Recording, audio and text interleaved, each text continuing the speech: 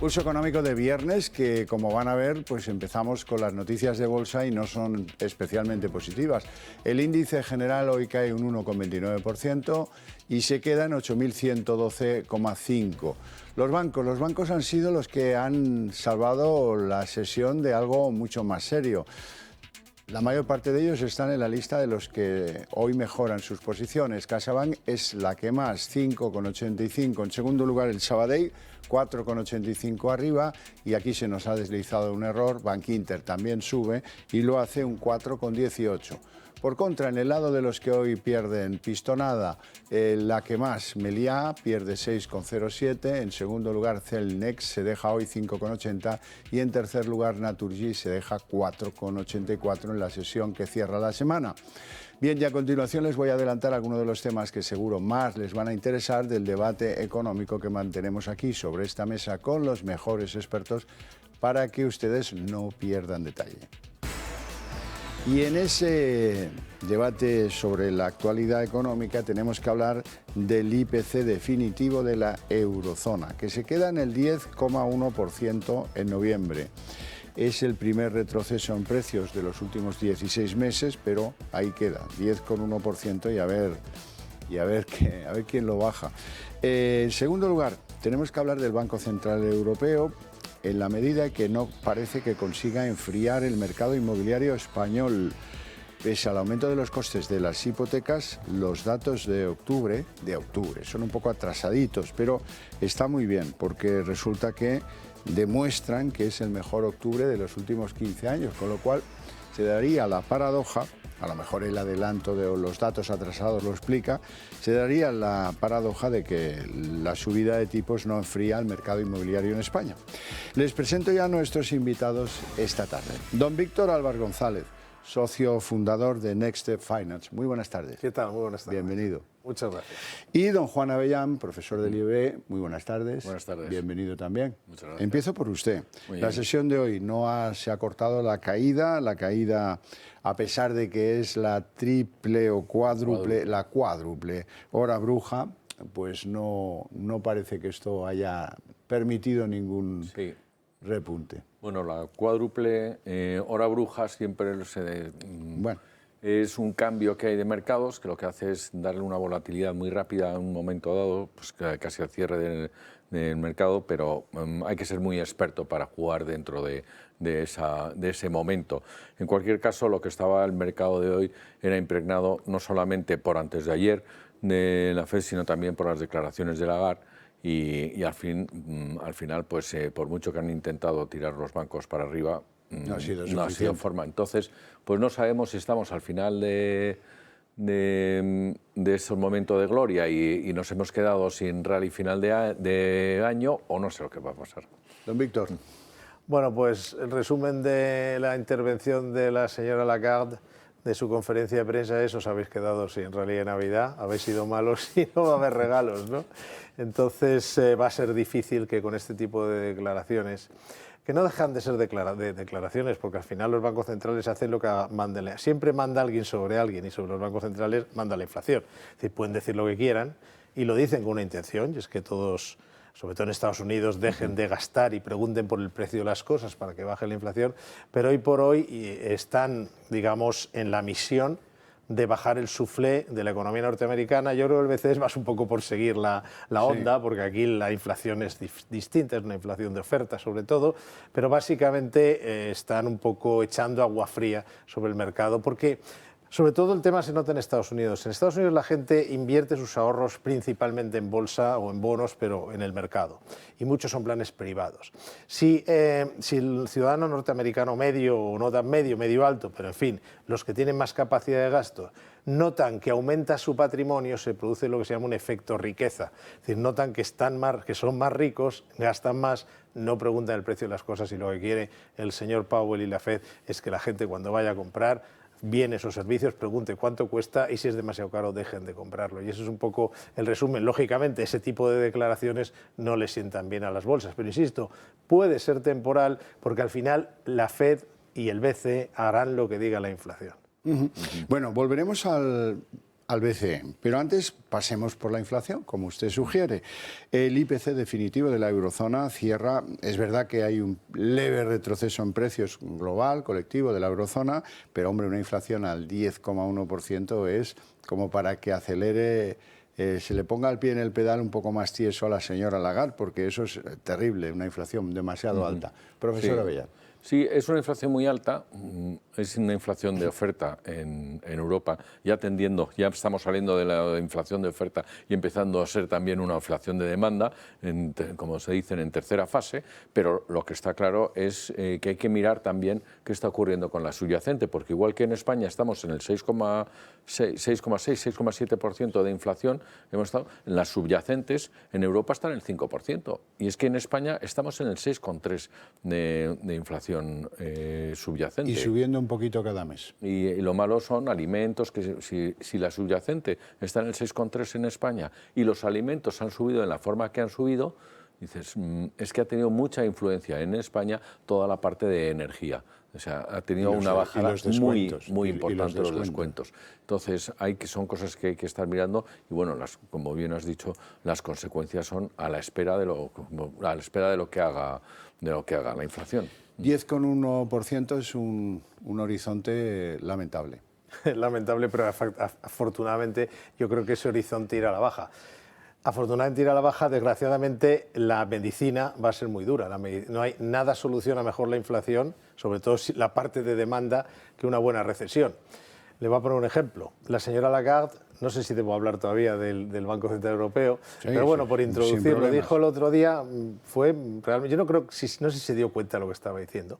Dijo que, es que es verdad, piénselo, ha dicho, vamos a realizar varias subidas de tipos de interés, varias o más de 2, del 0,50 cada una, es que lo ha dicho así. Ese fue el resultado de esa, que desgraciadamente yo me tuve que comer la rueda de prensa, porque tampoco es algo especialmente divertido, pero es que yo estaba un poco impresionado. Es que pueden ponerte varias, puede ser el Euribor un 4%. Tú pon las hipotecas, o sea, sube el Euribor, perdón, los tipos de interés de corto plazo al 4%, con lo cual ya ves dónde se va el Euribor.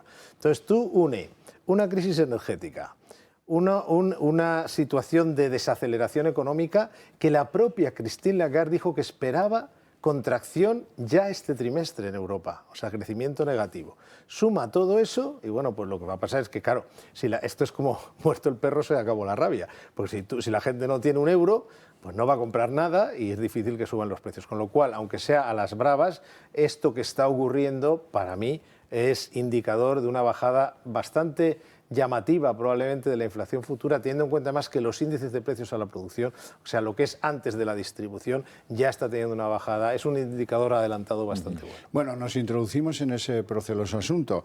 De 50 en 50 puntos básicos hasta que algo se rompa. ¿Cómo ven ustedes esta estrategia teniendo en cuenta que el Euribor está ya en el 3%? Sí, es que es lo que estabas diciendo. Unas previsiones de llegar al 3% en tipos de interés, ya descartado, ahora mismo ya está en el 3,5% y todo el mundo planteándose si se va a llegar al 4%. Pero es que no solamente es eso, ya se está anunciando que se acaba la recompra. Los italianos están echando humo porque se está viendo ya el efecto en la prima de riesgo. Y bueno, estas declaraciones que han sido durísimas, han sido muy duras, por lo que has dicho, pues están teniendo sus consecuencias. Entonces, vamos a ver qué es lo que va a ocurrir. Víctor. Es que además hay que pensar, lo único que nos va a salvar, yo creo, es una opinión personal o nuestra, de nuestro equipo, pero lo único que nos salva que la recesión en 2023 sea relativamente profunda es que de alguna manera los gobiernos están sustituyendo a los bancos centrales. Como comentaba el profesor, hay aquí una cuestión que es que no solo van a subir los tipos de interés, aunque ha insistido que esa es la herramienta que más van a usar, pero además eliminan liquidez del sistema. Entonces, claro, si juntas todo eso con todo lo que está cayendo, pues aquello es embarrado total de la situación. Dicho esto, están lo que es la emisión de deuda. En Europa ahora emitir deudas, digamos, hay permiso de la balista, que es Alemania, para emitir lo que queramos, nadie pregunta para dónde va el dinero y eso, en cierto modo, va a actuar un poco, digamos, de amortiguación, porque si realmente se hiciera solo lo que dice la señora Lagarde, tendríamos un problema serio de crecimiento de aquí a 6 meses.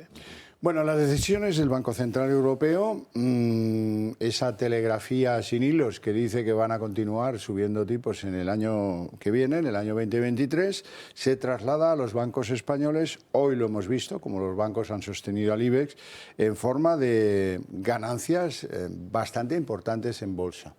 ¿Eso es lógico? ¿Continuará? ¿Cómo lo ven? A ver, la banca tiene un recorrido desde que empiezan a subir los tipos de interés. Se ve claramente cómo han destacado últimamente CaixaBank y Sabadell, entre otras cosas porque son los que tienen más peso en España y por tanto más peso dependiendo de los tipos de interés, es decir, los tipos de interés estaban a cero y entonces han tenido esa subida. Un Santander tenía mucho peso en Sudamérica, tenía peso en UK y en Estados Unidos, donde los tipos, la subida de tipos de interés ha ido ya por delante, por eso está subiendo ahora. Pero el recorrido que tienen a medio plazo es bueno en el sentido de que han hecho los deberes. La morosidad, igual que se está hablando que pueda llegar al 7, yo no creo que estemos hablando por encima del 6 y pico. Se acaba de dar ahora mismo otra patada adelante a la moratoria de concursos para empresas que hayan tenido problemas durante el COVID, o sea, se les da hasta el 2023 y 2024 se vuelve a dar la moratoria, con lo cual yo no creo que tengan problemas y los bancos han hecho unos deberes enormes en digitalización, en reducción de costes, pero además, más que ningún otro país en reducción de oficinas y reducción de personal, con lo cual han hecho los deberes y esos frutos se tienen que ver a pesar de impuestos al ingreso, etcétera, etcétera. Entonces yo creo que van a ir bien, van a seguir repartiendo dividendos. Hoy salía el informe de BME donde decía que en España en la parte de reparto de dividendos estaban en el 4% y los bancos pues son de los que más reparten dividendos, con lo cual yo creo que está ahí bien. Víctor, sí, yo veo especialmente interesante aquellos bancos de países en los que la recesión vaya a ser menor. Pues claro, porque si tú coges un sitio donde la recesión va a ser muy profunda, tienes más margen financiero, pero también das menos créditos, porque la gente no pide créditos porque las cosas están complicadas.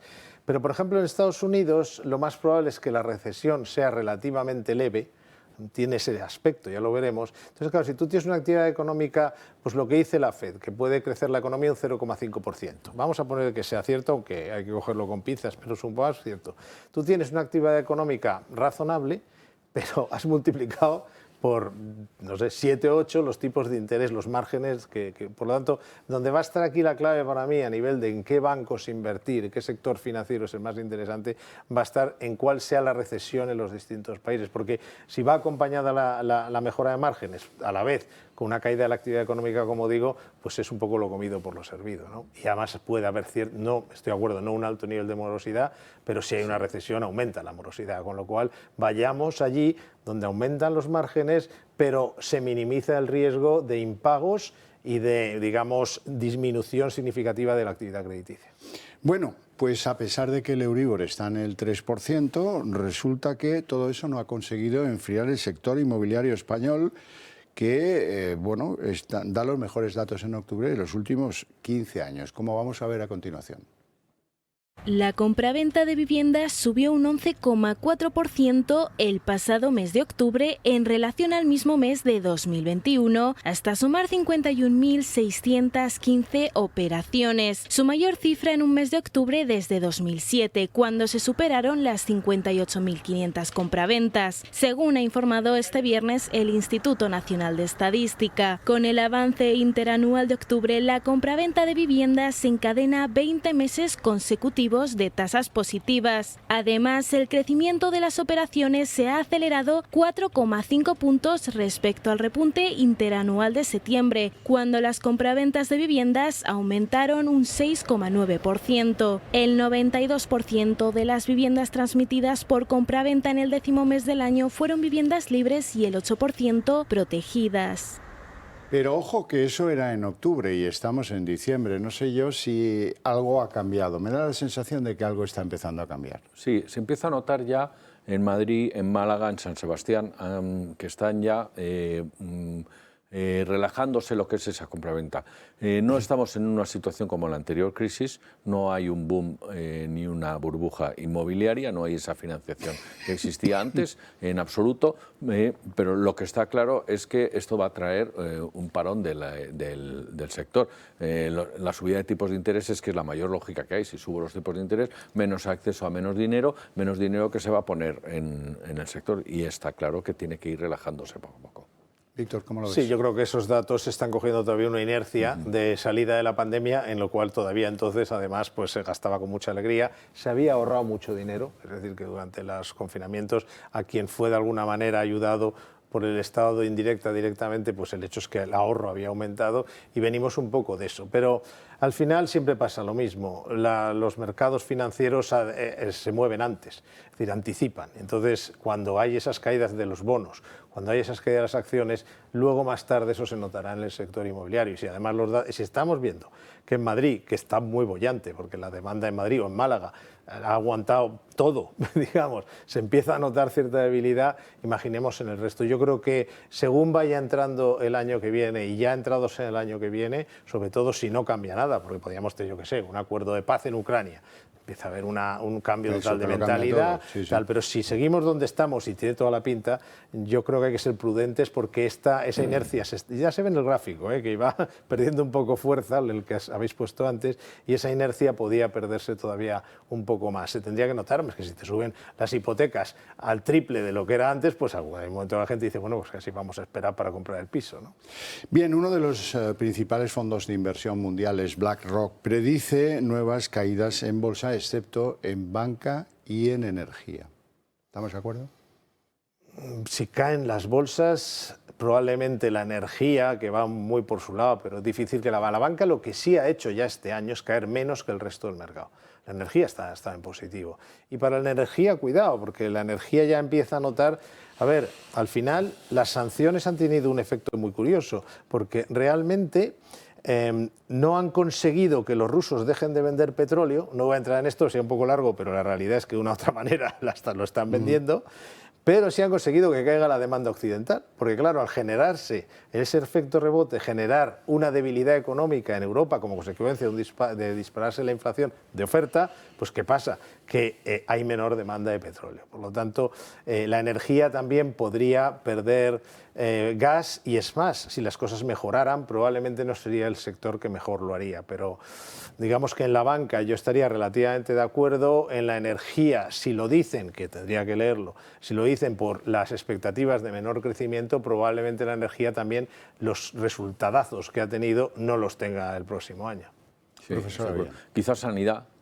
Quizás sanidad también. Lo que está claro es que si entramos en una recesión, los resultados, y cuando empezamos a ver los próximos resultados, la tendencia es que los resultados vayan a la baja. En cuanto entremos en una recesión, me refiero a los resultados de las empresas. Entonces, eso también nos va a tener que pasar. Es decir, el año de la recesión va a tener que venir por algún lado. ¿Dónde habrá que hacer una selección muy ajustada? Sí. Aquellas empresas que no han tenido tanto peso sobre la inflación, que sus productos puedan estar indiciados a la inflación, que su endeudamiento no ha sido excesivamente grande y por lo tanto se han podido defender de su deuda, y yo creo que es ahí donde hay que estar, porque nos podemos encontrar sectores que puedan ser muy defensivos y que están defensivos frente a la inflación, pero el endeudamiento que tienen acaba con el negocio. Vamos con las predicciones entonces de uno de los grandes bancos de inversión, Nomura, los japoneses de Nomura, que dicen que como poco 6 meses de recesión va a sufrir la Unión Europea, otros probablemente más, y establecen un 1,4 como pronóstico de crecimiento de la Unión Europea. Profesor Avellán, ¿cómo lo ves? Yo lo firmaría ahora mismo. Sí, ¿no? Yo lo firmaría ahora mismo, vamos, está claro. No sabemos, es decir que vamos a tener una recesión corta, etcétera, etcétera, es que es hacer un brindis al sol. Es decir, lo que decías antes, ¿cuándo va a terminar la guerra ucraniana? No lo sabemos. En la situación de la energía tampoco sabemos en qué va a terminar. Es decir, hablar de una recesión corta o una recesión larga es, no sé, por un lado estás dando un varapalo a la economía diciendo que vas a hacer varias subidas, pero por por otro lado estás diciendo que va a ser una recesión muy corta. Pues hombre, depende de lo que ocurra, porque es que ya veremos, porque no depende del Banco Central Europeo, está clarísimo. Víctor. Sí, yo estoy totalmente de acuerdo, sobre todo en Europa, que es muy difícil predecir nada, porque no sabemos para dónde va a ir nada, es decir, está más en manos de políticos y de Putin que del resto. Dicho esto, en Estados Unidos, en cambio, sí creo que lo tienen más controlado, es decir, quien paga aquí la factura de las sanciones es Europa. Y quien más sufre de la situación actual es Europa. Estados Unidos, de hecho, en el último trimestre tuvieron crecimiento por las ventas de energía y de armas. Es decir, que no sufren tanto esta situación como nosotros, que somos un poco los que la pagamos. Dicho esto, tampoco eso necesariamente significa que no vayan a subir las bolsas y sobre todo los bonos. Es decir, lo que mueve, en nuestra modesta opinión, ahora los mercados es la Reserva Federal de los Estados Unidos y en menor medida el BCE. Pero a ellos les mueve alguien, porque siempre manda alguien sobre alguien, y a ellos les mueve la inflación. O sea, es como lo que se dice eso de donde manda capitán no manda marinero.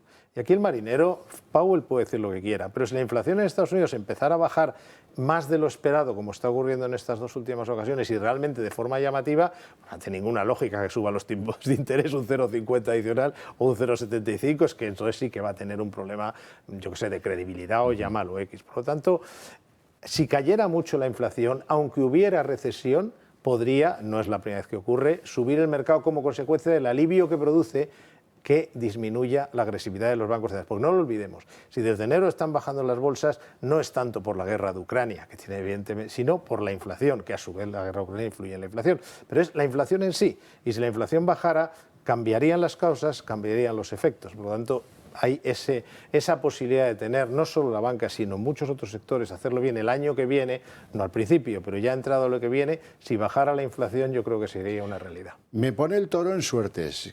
Quiero que hablemos de la intervención de Jerome Powell el otro día, contando, también han levantado un poco el pie del gas en lo de subir los tipos, y da la sensación de que este hombre, por lo menos en sus ruedas de prensa, se abona a la tesis de Lagarde, sale con un cubo de cal y con otro de arena.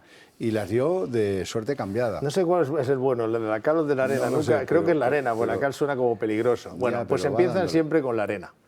Y luego, para que el mercado no suba demasiado, no salga lo que llaman los americanos los espíritus animales, los animal spirits, para que la gente no se ponga a gastar y se desmadre, vienen con la cal. Entonces, o con el agua fría. Entonces, lo único positivo, entre comillas, que pasó el otro día, es que cuando llegó con el cubo de agua fría, las declaraciones que hizo en otras ocasiones habríamos tenido una caída del 3%.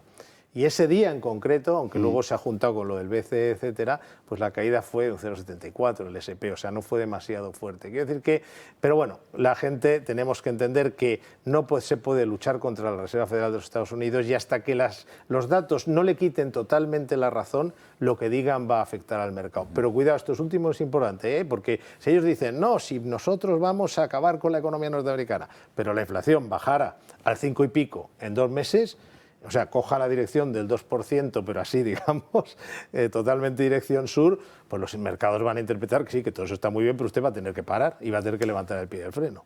Está claro. Está claro, porque es que además la economía americana va a reaccionar mucho más rápido. Ahí está. Mucho más rápido, es realmente una inflación mucho más de demanda que de oferta, y eso es lo que la subida de tipos de interés le hace reaccionar mucho más rápido que en Europa, que por mucho que estamos subiendo los tipos de interés vemos que nos va a costar bastante más, porque es una inflación que tiene un componente de oferta mucho más grande. De la que se queda, aunque se acabe la fiesta. Ese es el problema. Bueno, hablamos del euro, porque el euro parece aguantar el órdago del dólar claramente, y que ahora se apoya en unos datos de PMI bastante buenos.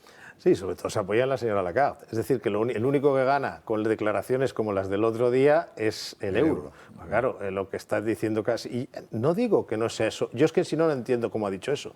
Y el motivo, dándole, digamos, a ella no sé, un nivel que no sé si tiene, pero quiero ser optimista, oye, podría ser ese. Es decir, si el euro sube, todo lo que compramos fuera sale más barato. Con lo cual, si consigo que suba el euro, y ya ha subido bastante.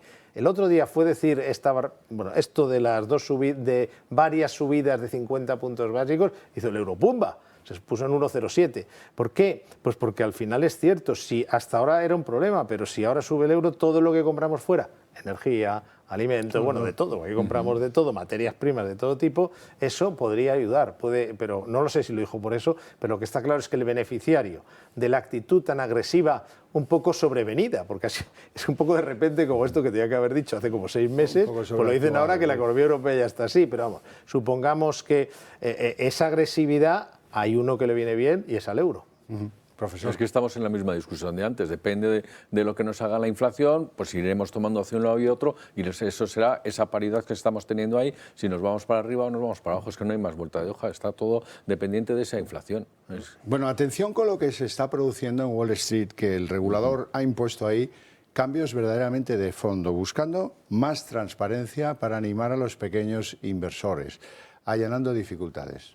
Bueno, yo creo que en Estados Unidos los pequeños inversores están muy animados, es decir, que en Estados Unidos que si los meme stocks, que si no sé qué, no sé, bueno, por no hablar del Bitcoin, pero eso es un tema aparte, pero realmente yo creo que en Estados Unidos la gente de a pie es, comparado con lo de aquí, vamos, es otro mundo. Supongo que lo que pretenden es, lo regulador entiendo que lo que pretende y debería es cuidar, digamos, los espíritus animales de esos inversores. Sí, porque ahí el 42% de las operaciones se realiza por fuera, es decir, y lo que están intentando evitar eso para darle mayor claridad al mercado.